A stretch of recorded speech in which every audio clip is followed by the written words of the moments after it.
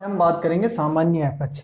हमारे कम ज़्यादा खिलाने से जो पशु जो है खाना पीना बंद कर देता है, तो उसको कहते हैं सामान्य अपच। उसमें क्या होता है, एक प्राथमिक उपचार करवाने से कभी पशु ठीक हो जाता है, कभी कभी बिना कुछ उपचार के भी पशु जो है ऑटोमेटिक खाना स्टार्ट कर देता है। पर उसमें जो कंडीशन होती है, दो कंडीशन होती है। एक होता है अम्लीय अपच, ये जब होता है तब दिक्कत हो जाती है, और एक होता है क्षारीय अपच।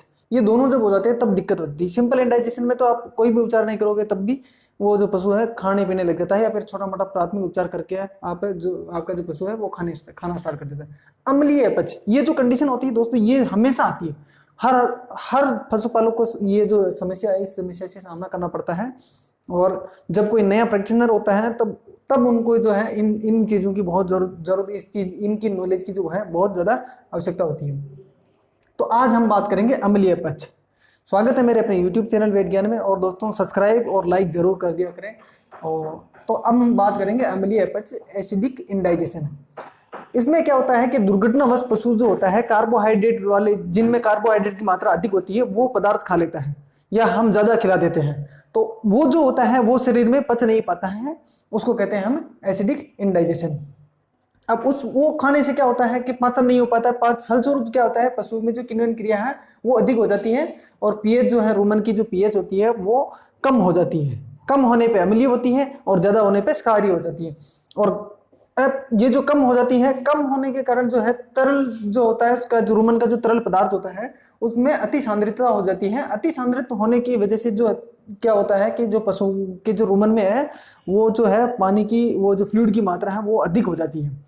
और जब फ्लूइड की मात्रा अधिक हो जाती है तभी तो हम कभी कभी जो आपने सिम्टम देखे होंगे, तो पानी जो रूमन को जो है जिस साइड में जो है अपन उस पर मारते हैं तो हल्का हल्का पानी की आवाज आती है, वो इस वजह से होती है।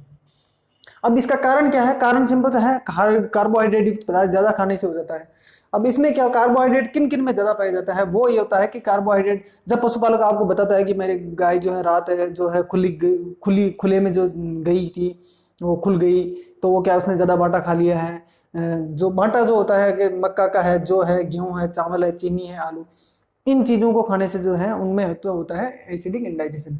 अब जो कभी कभी क्या होता है कि पशुपालक के जो गाय भैंस ब्याती है, तब वो खुशी खुशी के मारे क्या करता है कि उसको जो है गुड़ का पानी भी पिलवा देता है, गेहूं और जो वगैरह ये भी उबाल के खिला देता है। और जेर नहीं गिरती तो फिर क्या करता है कि वो मक्का भी खिला देता है। मेरे यहाँ पे तो ये अक्सर होता है, मक्का भी खिला देता है। और वो उसको इतनी ज्यादा मात्रा में खिला देते हैं कि वो जेर तो गिरे नहीं गिरे, पर वो जो है उसको इंडाइजेशन जरूर हो जाता है, और वो हो जाता है अम्लीय अपच। अम्लीय अपच हो जाती है। दूसरा जो कारण होता है, जो जानवर खुले में जाते हैं, वो क्या होता है कि जब कभी शादियों का सीजन होता है, उस टाइम पे क्या होता है कि जो जूठा खाना खाने से वो अधिक मात्रा में खा लेती है, तो उनकी वजह से भी हो जाता है। दूसरा जो है दाने की मात्रा में, दाने में जो है अचानक परिवर्तन करता है। जैसे मान लो आप गेहूं खिला रहे थे इतने दिनों तक, और आपने अचानक उसको बाजरा डाल दिया, मक्का डाल दिया, तो उसकी वजह से भी हो जाता है। और सामान्य से अधिक मात्रा में दाना देने से, आप पशु को जो है डेली 2 किलो खिला देते हैं, किसी दिन आपने 5 किलो 10 किलो खिला दिया, या 2 किलो की जगह आपने 4 किलो खिला दिया, तब भी ये जो कंडीशन हो जाती है। और एक होता है कि सड़ा हुआ साइलेज खाने से, सड़ा हुआ जिन क्षेत्रों में साइलेज बनाया जाता है वहां पे क्या होता है कि साइलेज सड़ जाता है कभी कभी, यार साइड में या थोड़ा बहुत सड़ जाता है, वो खिलाने से भी जो होता है एसिडिक इंडाइजेशन होता है। अब इन सबके खिलाने से क्या होता है पेट के अंदर, क्या होता है रोग जनकता, क्या होती है पैथोलॉजीज, क्या होती है, इसके बारे में हम जानेंगे। रोग जनकता, अब रोग जनकता के बारे में जानना जरूरी है। जब आप उसको सही तरीके से मतलब नहीं कर पाओगे कि भाई क्या काम होता है कार्बोहाइड्रेट खाने से, कार्बोहाइड्रेट वाले अधिक पदार्थ खाने से क्या होता है, शरीर में क्या प्रतिक्रिया होती है, उनके बारे में जानेंगे। अधिक मात्रा में जब जब कार्बोहाइड्रेट युक्त पदार्थ खा लेता है पशु, तो रूमन में जो है किण्वन क्रिया बढ़ जाती है, और जिससे अधिक मात्रा में अम्ल का निर्माण होता है। देखिए, इसके कारण रूमन में जो है स्टेप्टोकोकस और लेक्टोबैसिलस वही होता है जो दही जमाने में जो बैक्टीरिया काम आता है, वही उनकी मात्रा जो है सक्रिय हो जाती है, वो अधिक मात्रा में बढ़ जाती है। और वो सक्रिय होने से जो है क्या है कि रूमन की पीएच और कम कर देते हैं। पहले ही पीएच कम होती है, और ये जो जीवाणु होते हैं ये शरीर में बढ़ने से, रूमन में बढ़ने से क्या होता है कि शरीर जो रूमन की जो पीएच है वो और कम हो जाती है। और जो है इसके साथ ही क्या, रूमन की सांद्रता बढ़ जाती है, और इसका तरल जो है अति तनु हो जाता है, मतलब अधिक अधिक मतलब अम्लीय हो जाता है, जिससे रक्त में जो है जो रक्त का जो तरल होता है वो रूमन की तरफ आने लग जाता है, रुमन में आने लगता है। इसके कारण जो है रुमन की जो साइज है वो बढ़ जाती है, रुमन का जो आकार बढ़ जाता है। और रुमन का जो आकार बढ़ने की प्राणी शरीर में जो है निर्जलीकरण, जैसे मान लीजिए कोई मतलब जो रुमन की तरफ जो कोई जो ब्लड में जो पानी होता है, जो तरल होता है, वो क्या है कि रुमन की तरफ आता है, तो शरीर में तो निर्जलीकरण हो जाता है, शरीर में जो है डिहाइड्रेशन हो जाता है, शरीर में जो पानी की कमी कम हो जाती है। इसलिए जानवर जो है कभी खड़ा नहीं हो पाता है, और खड़ा भी होता है तो ज्यादातर तो बैठा ही रहता है इस कंडीशन में, ये एसिडिक इसमें इंडाइजेशन में निर्जलीकरण हो जाता है। और रक्त जो है अधिक सांद्रित हो जाता है, उस रक्त का जो तृल है वो रुमन में आ जाता है, और रक्त जो है अधिक सांद्रित हो जाता है, जिसके कारण जो है जीवाणु सक्रिय होते हैं। और जो मतलब जो रुमन में जो है कुछ जीवाणु सक्रिय हो जाते हैं, वो क्या करते हैं कि टॉक्सिन और हिस्टामिनिक जो है वो बनाते हैं। तो सर जो पशु में जो सिम्टम आते हैं वो क्या आते हैं कि कभी वो गिरता है, लड़खड़ाता है, कपकपी करते हैं, ये कंडीशन पैदा हो जाती है, हिस्टामिन उत्पन्न होते हैं और ये कंडीशन उत्पन्न हो जाती है। समझ में आ गया? जो क्या होता है कि रुमन की जो पीएच कम हो जाती है, और उसका जो है जो ब्लड जो में जो तरल पदार्थ होते हैं वो क्या है कि रुमन की तरफ आ जाता है, और रुमन का आकार बढ़ने लगता है, और रुमन के अंदर फ्लूइड की मात्रा बढ़ जाती है। रुमन के अंदर फ्लूइड की मात्रा बढ़ती है, शरीर में जो है बाकी जो पार्ट होते हैं उनमें क्या है कि निर्जलीकरण होता है, पानी की कमी हो जाती है। इससे पशु जो है लड़खड़ाने लगता है, मतलब चलने में कपकपी पैदा होती है, खड़ा नहीं हो पाता है। अब इन सब के बाद, ये सब होने के बाद में जो है शरीर में क्या लक्षण आते हैं, सिम्टम क्या होते हैं, अब हम जानेंगे सिम्टम के बारे में। अब सबसे मुख्य जो चीज होती है लक्षण। लक्षण कैसे पहचानेंगे कि भाई पशु ने जो है वो अम्लीय अपच हो गया है, एसिडिक इंडाइजेशन। मैंने जैसे बताया आपको कि मतलब क्या शरीर में क्रिया प्रतिक्रिया होती है उसके खाने से, उन सब के बारे में जानकर आपको जो लक्षण है वो इजी समझ में आ जाएंगे। रोगी पशु जो है खाना पीना बंद कर देता है, वो हर रोग में होता है, पर इसमें जो है पशु या तो सुबह जैसे मान लो आपने वाटा रखा या रात को खा गया, तो वो अचानक जो है खाना पीना बंद कर देता है।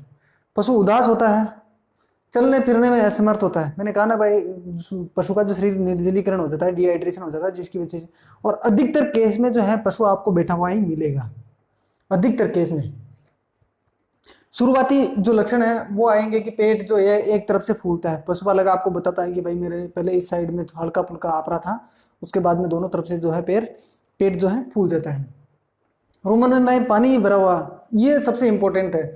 रुमन में जो है पानी भरा हुआ, जैसे मान लो पशु बैठा हुआ है या खड़ा हुआ, तो आप जिस साइड रुमन होता है उस साइड में आप पालपेट करेंगे तो आपको पता चलेगा कि उसमें जो है पानी की आवाज आती है, एकदम पानी की आवाज आती है। इसका मतलब उसको इंडाइजेशन हो गया है, एसिडिक इंडाइजेशन।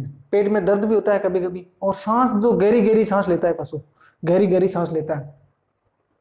शरीर में पानी की कमी हो जाती है, डिहाइड्रेशन हो जाता है। वो किस कारण से होता है मैंने बता ही दिया आपको। शरीर का तापमान जो है सामान्य से कम रहता है। कभी कभी पशु होता है कि जैसे मान लो कहीं खेत पे गया, वहीं खा के वो बैठ गया, गर्मी है, तब हो सकता है टेम्परेचर थोड़ा अधिक हो। बाकी जो है पशु में जो है सामान्य से कम रहता है तापमान, शरीर का तापमान।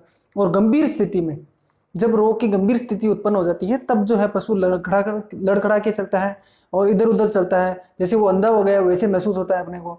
तो ये सब इन सब कारणों से है जो है। और सबसे मुख्य जो है आपको पशुपालक बताएगा। आप पशुपालक से उससे अच्छे से हिस्ट्री पूछिए उसकी, कि उन्होंने क्या खिलाया है, क्या पिलाया है, किस तरह का बाटा दाना दे रहे हैं, कल क्या खिलाया था, 2-3 दिन से आप क्या खिला रहे हैं, कोई दारे चने में कोई परिवर्तन किया है आपने, तो उन सब कारणों का आप जो है पशुपालक आपको बता देता है। अब क्या होता है कि उपचार क्या करना है, कि भाई आपने सब देख लिया, अब जानेंगे हम उपचार के बारे में। अब इसका उपचार क्या होता है, उपचार ट्रीटमेंट क्या होता है। सबसे पहले तो आपको करना है, पशुपालक को बता दीजिए कि पानी नहीं पिलाना है, 6 से 8 घंटे तक पानी नहीं पिलाना है। उसके बाद में जब पानी पिलाना है, जैसे मान लीजिए पशु गर्मी का टाइम है तो पशु को पानी पिलाना जरूरी है, तो उसको ऐसा कर पिलाइए आप, 2 लीटर भी पिला दिया, फिर 1 घंटे पर बाद में फिर 2 लीटर पिलवा दिए, रुक रुक के थोड़ा थोड़ा पानी पिलाना चाहिए। और पशु को जो है व्यायाम, अगर मान लो पशु खड़े होने की कंडीशन में है तो पशु को घुमाना फिराना चाहिए, उससे भी लाभ मिलता है। परगेटिव के रूप में जो है मैग्नीशियम सल्फेट पाउडर आता है, 400 ग्राम की पैकिंग आती है मार्केट में, 400-500 ग्राम की पैकिंग आती है, वो दिलवाना चाहिए। वो कंडीशन के ऊपर कितना दिलवाना, 10 लगाने के लिए उसको जो है मैग्नीशियम सल्फेट देना चाहिए परगेटिव के रूप में। और रुमन की जो पीएच है उसको सही करनी है, अम्लीय को क्षारीय करने के लिए जो है उसको सोडियम बाइकार्बोनेट, जैसे हम मार्केट में मीठा सोडा जो खाने के काम में था, अपन भी खाते हैं कभी कभी, तो वो दिलवाना चाहिए सोडियम बाइकार्बोनेट। और सोडियम बाइकार्बोनेट की जो है 2.5 से 5% तक जो है गोल है उसको आईवी देना चाहिए। मार्केट में इंजेक्शन के रूप में, एम्पुल के रूप में मिलते हैं, वो आप अगर उसको जो है आरएल के साथ में दो तो बढ़िया रहता है, जिससे उसकी जो है पशु की जो है डिहाइड्रेशन भी दूर होगा। तो इसको आईवी दे सकते हैं आप, और आरएल के साथ में आईवी दे तो बढ़िया रहेगा।